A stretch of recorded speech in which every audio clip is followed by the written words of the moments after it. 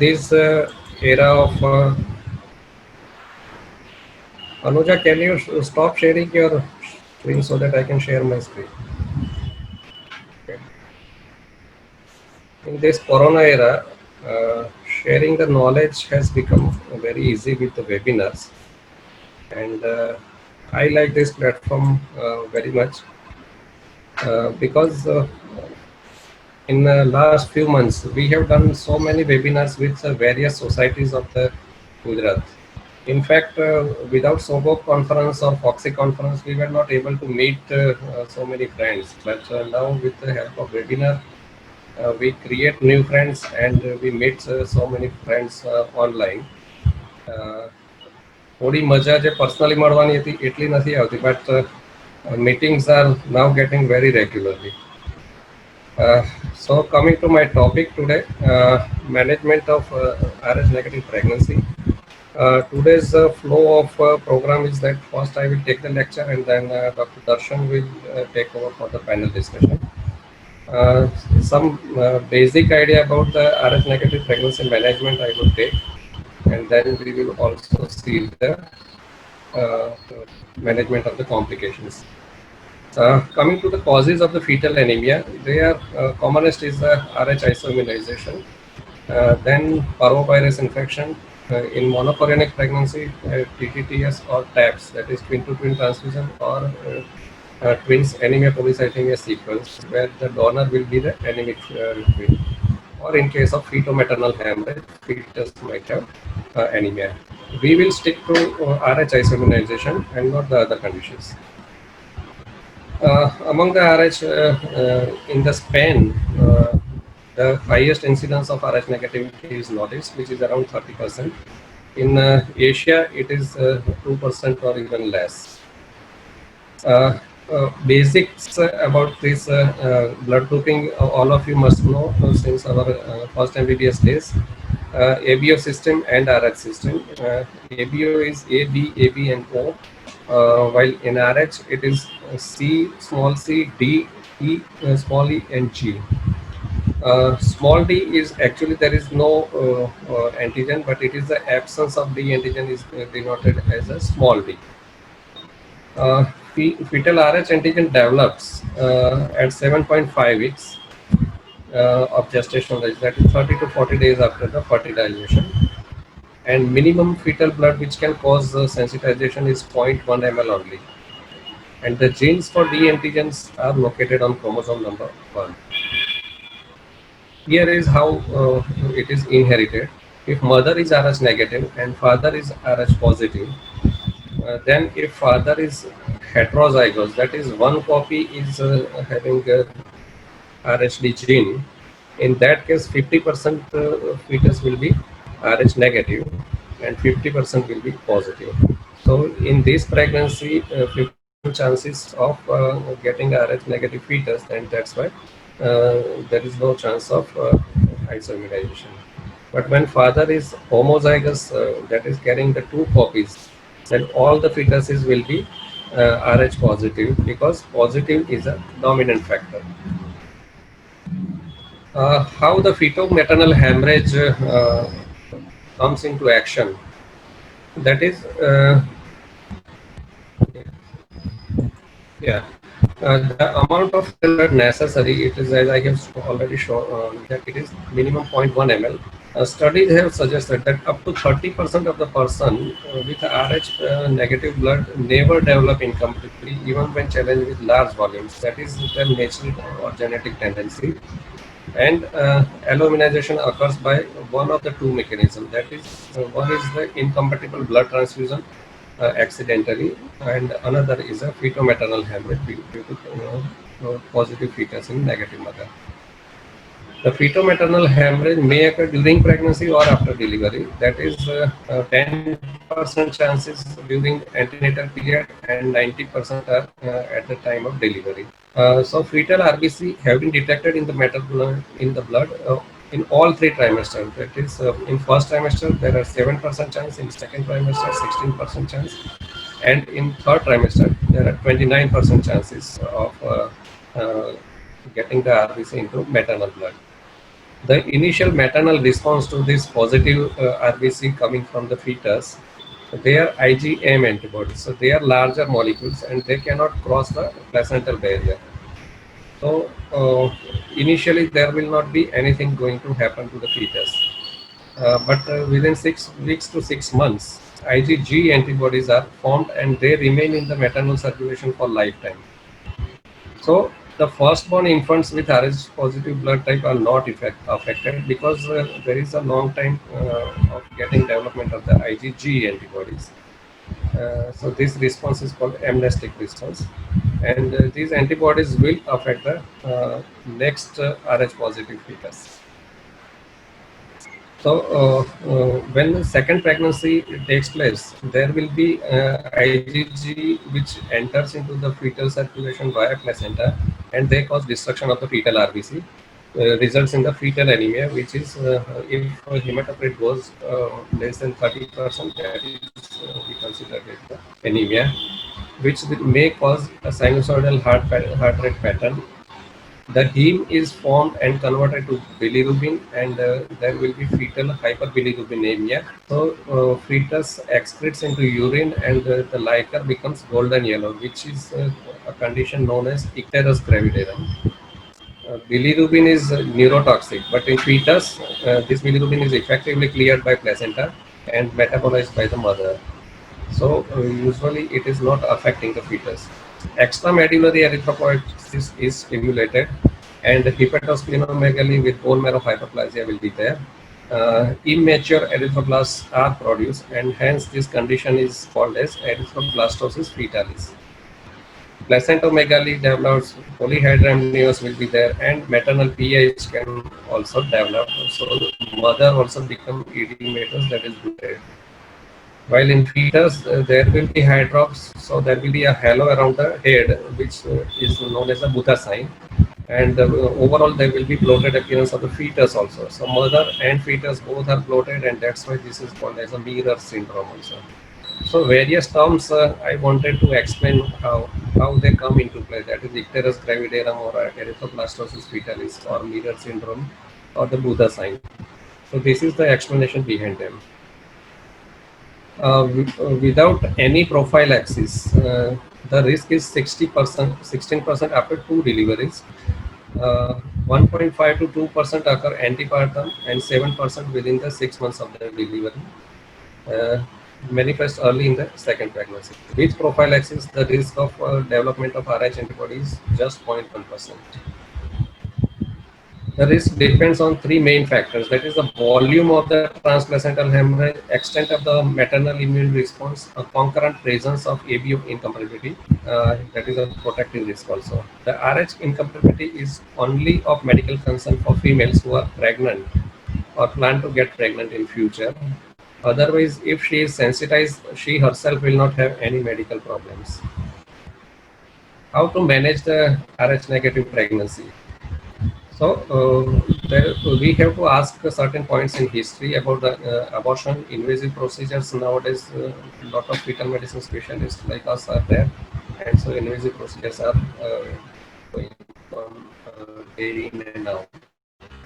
Abdominal or pelvic trauma, APH in the form of either placenta previa or abruption, or intrauterine fetal demise, multiple gestation, manual removal of the placenta, ectopic or cesarean deliveries. All these can have fetal-maternal bleed, and it can lead to sensitization.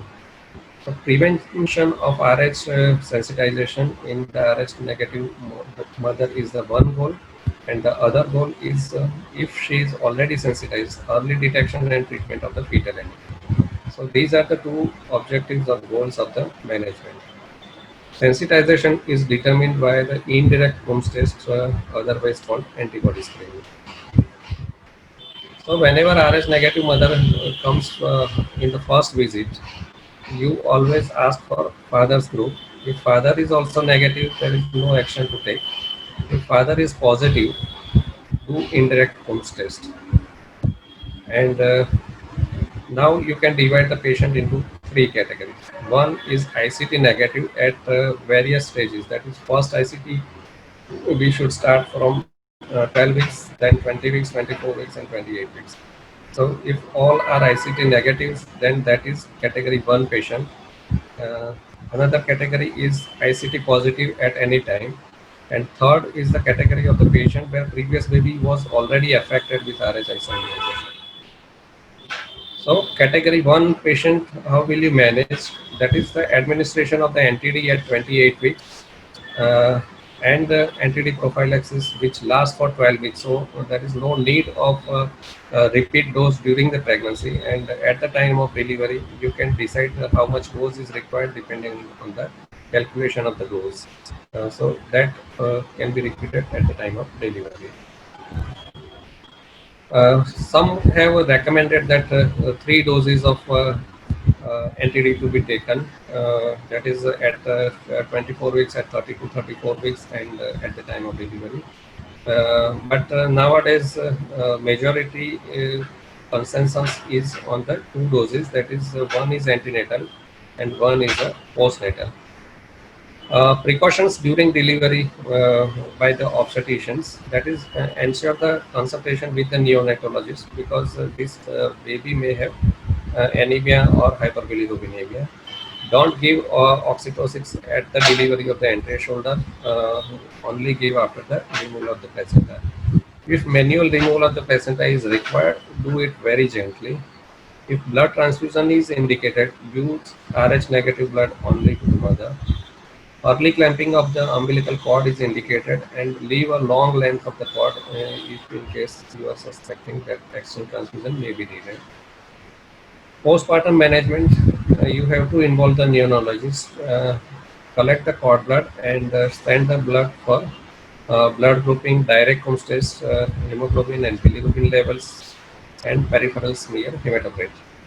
If fetus is negative, there is no further intervention needed.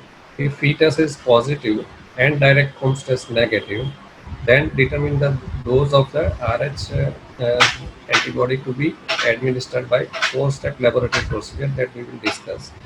And if you forget to give the NTD, that is a common question is asked in various conferences. If you are unable to give within 72 hours, you can give up to 28 days.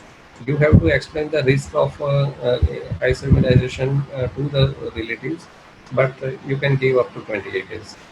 If fetus is Rh positive and homestase is also positive, that suggests that the mother is sensitized, so there is no role of NTD. Check the fetus for anemia and icterus, and if needed, give transfusion. This is how the direct homestase is done. Here are the RBCs, that is the blood sample from a patient or the fetus, and these are the Holmes reagent where there is a anti-human antibodies are there, and if the fetus is already having antibody over there, and this anti-human antibody will bind with those, and they will form the clumps of RBC, and that's why this test is called as positive direct Holmes test. The 4-step laboratory procedure that I have told you to decide the dose of NTD is one is a Rosette RBC screen test. That is not mandatory, but if you have choice, you can do it in your clinic itself. So if it is negative, that means the feto-maternal hemorrhage will be less than 15 ml, and so 300 microgram NTD will be sufficient. If Rosette test is positive, it indicates that the feto-maternal hemorrhage is more than 15 ml, and you have to go for a Claver-Bedke test or acid elution test. And in this test, they use citric acid phosphate buffer, and RBC of the mother will have acid elution, that is, they will elute from the solution. But fetal RBC are resistant to acid and they will remain in the solution. So we can count the fetal RBC. And after that, you can count with various formulas are available. Here are two I have written, and calculate the dose of NTD to be given within 72 hours. This is a Rosette test where you can see that this is a positive Rosette where these RBCs can be seen. Here is the acid elution. These are faint are the maternal RBC. They will fade away, but fetal RBC remains, and they can be calculated. So, if your estimation by Klehr-Patki test is up to 4 ml of the feto-maternal hemorrhage, you can reduce your dose to 100 microgram or 500 international unit. For every ml of the fetal blood above 4 ml, you have to add 125 international unit. So, whatever the milliliter of feto-maternal hemorrhage you have calculated, you can decide the exact dose of the NTD, and that much dose you can give on the deltoid or anterolateral thigh intravascularly. The RH NTD should be a polyclonal antibodies. In case of abortion or ectopic, which are less than 12 weeks, 50 microgram may be sufficient. But if more than 12 weeks, there are difference of opinion that 100 milligram or 300 milligram can be used. But for safer side, I would prefer 300. This is the indirect homestays which we do to the mother during the antenatal period. It is done at 12, 20, 24 and 28 weeks time, and here you can see that the serum from the recipient, that is the mother, is obtained. Suppose she is sensitized, so she will have the antibodies, and these are the donor, that is RH positive from anybody else. RBCs are taken and they are mixed. So this antibody will attach, and then the procedure is like a direct homestase, and they will give the positive result if in the mother these antibodies are present. If these are not present, not be any agglutination. So indirect homestase give you the idea, and its titer also we should ask. Uh, Third category is a history of previous baby affected with RH isoimmunization. In both these categories, we have to monitor the pregnancy very closely. How we are monitoring, that is previous history, ICT titer, and ultrasound and Doppler. So ICT titer 1 in 2, 4 or 8 is okay, acceptable. But if it is 1 in 16 or greater, it is critical. In our Foxy Focus, 1 in 32 is given, but nowadays people have considered 1 in 16 as the critical titer, and our frequency of monitoring should be more if you reach the titer of 1 in 16. Best tool for monitoring of fetal anemia is middle cerebral artery, and today I have a big faculties of Surat, those who are doing fetal medicine, and they are masters of doing middle cerebral artery Doppler in case of suspected fetal anemia. So accurate and non-invasive screening tool for detecting moderate to severe fetal anemia is MCA Doppler. A sensitivity of 100% and 12% false positive rate also will be there. Use has resulted in up to 80%, or even I would say nowadays almost it is obsolete, amniocentesis and photosynthesis for diagnosis of fetal anemia, and those days of optical density are gone.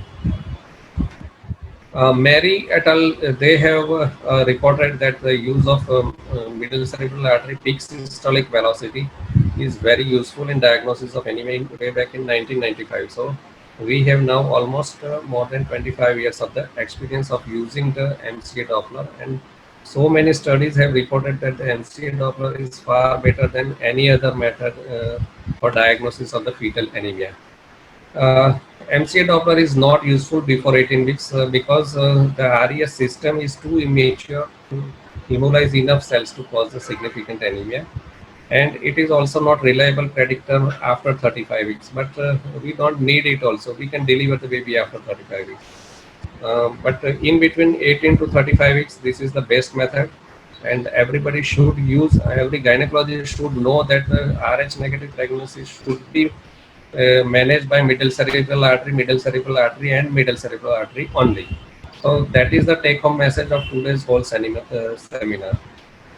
Why MCA and not the other vessel? Because it is easy to identify, it is highly reproducible, and can be studied easily with an angle of 0 degrees. Therefore, information on the true velocity of the blood flow will be there. So those who are doing the Doppler study, they know the importance of the insonation angle of the pulse wave Doppler, and middle cerebral artery is situated in such a way that the pulse wave Doppler cursor will go parallel to the middle cerebral artery. So almost zero angle will be there, and hence the accuracy of measurement of the peak systolic velocity, that is, this one is the peak systolic velocity, this is the end diastolic velocity. So proper measurement will be there if the angle between the vessel and this beam will be near to zero. What are the criteria? How will you take during your ultrasound? So zoom your image. MCA should occupy more than 50% of the screen. Sample volume, that is the gate, should be 1 to 2 millimeter. Placed at 2 millimeter away from the origin. This is the origin of the MCA. This is the circle of Willis, and you can put here approximately 1 or 2 millimeter away from the origin. Angle as close to zero as possible, but up to 20 degrees variation is allowed, and 3 consecutive waveforms should be there in your screen, and avoid any unnecessary pressure on the fetal head. So this is the way how we should take and these are the various waveforms at different gestational age. These are in the first trimester, this is second trimester, and this is third trimester. So overall it is a high resistance flow. Diastolic flow is increasing with gestational age, but still compared to umbilical artery it remains less. So normal versus abnormal MCA. Here you can see this is a normal MCA and this is a very high peak systolic velocity. Other sonographic findings are sinusoidal heart rate pattern, cardiomegaly, dilated umbilical vein more than 5 mm, hepatosplenomegaly, bone marrow hyperplasia we cannot see on sonography, but hepatosplenomegaly can be seen. Placentomegaly, polyhydramnios that can be there, and hydros fetalis, that is a Buddha sign, also can be seen. These are the two charts where you can decide how severe the anemia is. Here it is showing the multiple of medians of MCA peak systolic velocity, and here it is the median, that is MOM is 1, it is 1.3, 1.5 and 1.55. So if it is between 1.1 to 1.3, it is considered okay. Frequency may be less, 2 weekly follow-up is sufficient. If it is between 1.3 to 1.5, it should be frequency should be high, and between 1.5 to 1.55, almost alternate day or daily monitoring may be needed. And when it crosses above 1.55, you should transfuse. Same way, you can plot your peak systolic velocity according to gestational age in this graph also, and these are the various areas. This D is repeat MCA every 2 to 3 weeks. Zone C is repeat every 10 days, and in zone B you can repeat 5 to 7 days, and in zone A you have to transfuse. So any of these you can use. You can take the screenshot of this because it is difficult to find for a routine gynecologist. Now management, that is unaffected or mildly affected. I have already told you that MOM less than 1.3, it is usually unaffected or mildly affected. Moderate is reaching up to 1.5, and severe is more than 154, 1.55. If it is more than 34 weeks pregnancy, you can deliver and give transfusion postnatally. But if it is before 34 weeks, you have to transfuse. How much volume to be transfused? These two charts from Nicolaides help us to calculate the volume. So you have a donor hematocrit because you get the blood from the blood bank, and donor hematocrit you can ask the blood bank to maintain around 80. You are asking for the packed cell volumes. The fetal hematocrit you can decide the per op, that is you are puncturing the umbilical vein and getting the sample of the blood, and immediately in-house lab can give you the fetal hematocrit. Suppose for example we have taken it as a 10. So this is the graph. It will give you the volume of the uh, fetal blood volume at various gestational age. So suppose your fetus is 28 weeks, your blood volume will be, total blood volume will be 100 ml, and with these two values, that is fetal hematocrit of 10 and donor hematocrit of 80, there will be a multiplying factor from this graph, and that factor falls at 0.8. So you have to multiply this 100 ml to 0.8, will give you the amount of volume to be transfused, and that is 80 ml. So for every gestational age, you can calculate this and you can give the exact volume with the help of this graph. What we read for the group of the fetus, so we always ask for the O negative RBCs with high hematocrit, that is 80 or even more, and mother's fitness also should be checked, because it is a long procedure. We usually do under local anesthesia, but sometimes we can do it under anesthesia if the mother is apprehensive. The RBCs are irradiated RBCs. That is uh, it is helps in avoiding the reaction of other procedures, other blood group reactions also. So irradiation is very helpful. Here is a video I would like to share with you.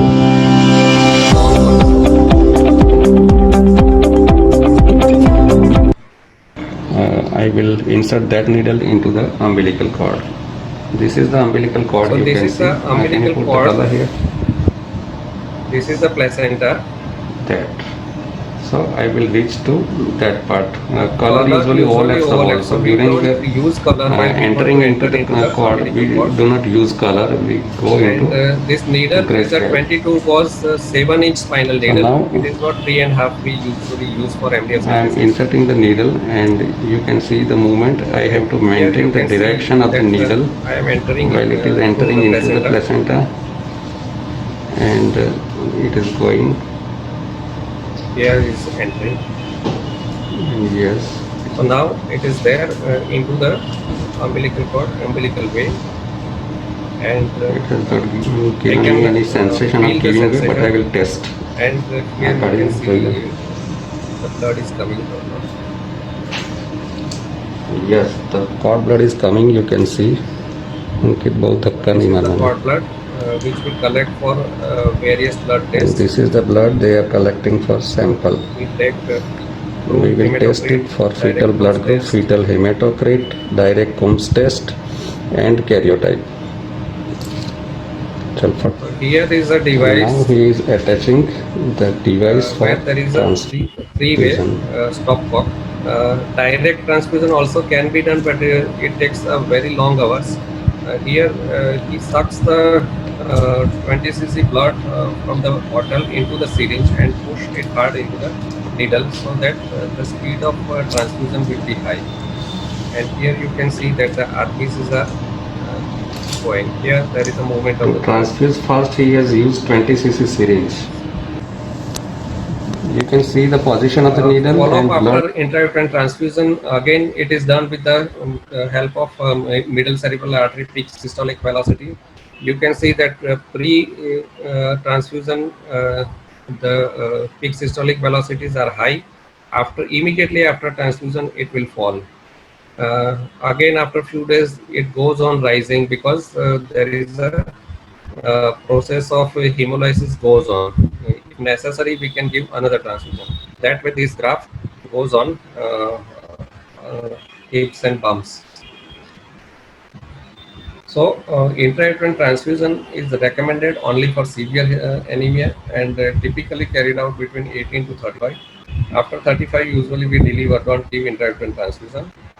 Transfusion, if you are expert, you can give intravascular, which I have shown you in the video, but intraperitoneal transfusion also can be given. O negative irradiated packed cells with hematocrit of more than 80% is used, and the amount to be transfusion, I have already showed you the graphs, but this is a simple formula, that GA minus 20 multiplied by 10, where GA more than 20 weeks is used. Another simple one is for detection of the anemia severity is MCA peak systolic velocity double the gestational age. For example, your gestational age is 24 weeks and MCA peak systolic velocity is more than 48. You might have crossed 1.5 mom. So that is the time you should refer to the fetal medicine specialist. I would say you should refer little earlier than that. Postpartum management of the neonate. We have said that what is the management of the mother, but neonate, if baby is alive, should be admitted into the ICU, and if urgent transfusion is indicated, in moderate to severe anemic fetuses, and phototherapy for mild affection can be done. Special feto-maternal risk states are abortion up to 5% chances of sensitization, and 50 microgram is recommended. Some of the studies I have seen that spontaneous abortion usually doesn't have feto-maternal bleed, so you can skip. But personally, I would say we should give in all spontaneous abortions also. Invasive fetal procedures up to 11% sensitization. So dose of 300 microgram is recommended even if you are doing amniocentesis or Coron biopsy. Antepartum hemorrhage 300 microgram state at the time of hemorrhage, and it should be repeated 12 weeks later, because 12 weeks is the time of action of the entity. So if pregnancy lasts longer than 12 weeks, then you should repeat the dose. External cephalic version nowadays, it is a lost art, but if somebody is doing, there are 6% chances of RH sensitization, and again 300 micrograms should be given at the time of version. What are the new things? Is non-invasive fetal genotyping, that is from fetal cell-free DNA in maternal circulation. We all are now doing NIPT from the maternal circulation, getting the fetal DNA. Same way we can do the fetal RH grouping also from fetal circulation. That is underway, not available in India right now. Point of care test, that is rapid test for determining the RH status. Fast we can get the RH status. A lower 50 microgram dose preparation is now available in India also for first trimester abortion. And the concept of partial D or weak D antigens are also upcoming, which make be tested positive and can produce antibodies. What are the problems in our setting in India? There is a high cost of the immunoglobulin, lack of resources to adequately investigate and monitor the fetus in utero. Number of fetal medicine specialists are still low turnout for antenatal clinics, missed cases, and poor documentation of prior sensitizing events. That is, a patient may not give you the history, or documentation may not be there, and loss of case logs. So these are the problems we face day in and out. So recommendations are advocacy of partnership with government and NGO to subsidize the cost of the entity, special insurance cover for RH negative women to ensure the ease of procurement, involvement of clergy as part of premarital counselors, and the creation of the special groups of RH negative people, so that they can have RH negative spouses also, so sensitization can be reduced. So in conclusion, RH aluminization is a real problem, and the real efforts are needed to be made to mitigate its impact. Its incidence has decreased dramatically, but the consequences of hemolytic disease of the newborn remain. Great advancements have been made in the detection and management of this condition, and many of our RH negative women can now have a happy obstetric career. This is the algorithm. You can have a screenshot. This is from the Foxy Focus. It is, I think, 2009. Here you can see that the husband's blood group and the genotyping is also advised. But this you can skip in your routine management, because that adds to the extra cost.